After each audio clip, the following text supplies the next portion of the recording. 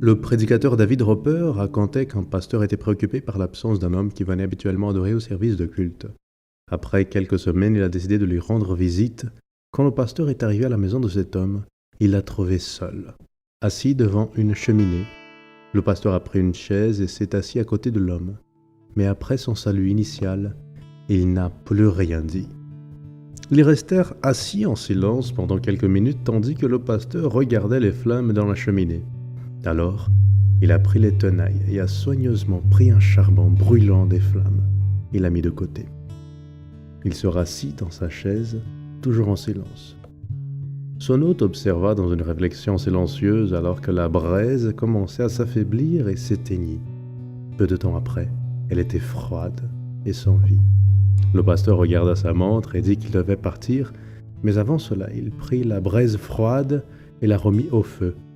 Immédiatement, elle a commencé à briller encore avec la lumière et la chaleur du charbon brûlant autour d'elle. Quand le pasteur s'est levé pour partir, l'homme s'est également levé et lui a serré la main. Puis avec un sourire sur son visage, il a dit « Merci pour le serment, pasteur. Je te vois dans l'église au prochain culte. » Quand j'ai lu cette histoire, j'ai réalisé que beaucoup de sermons sont prêchés sans mots. Notre vie est toujours un serment pour ou contre le christianisme. Dans le chapitre 3 de la deuxième lettre que Paul a écrit aux Corinthiens, à partir du verset 2, il déclare « C'est vous qui êtes notre lettre, écrite dans nos cœurs, connue et lue de tous les hommes.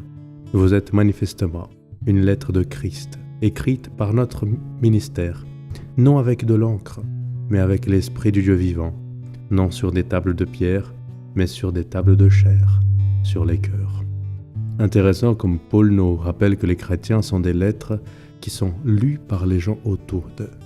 Même lorsque nous sommes silencieux, nous transmettons des messages à ceux qui nous entourent. Cependant, aujourd'hui, nous devons nous demander qu'est-ce que les gens lisent dans la lettre de notre vie. J'ai trouvé très intéressant ce qu'un prédicateur a dit. Nous sommes la seule Bible que beaucoup de gens liront.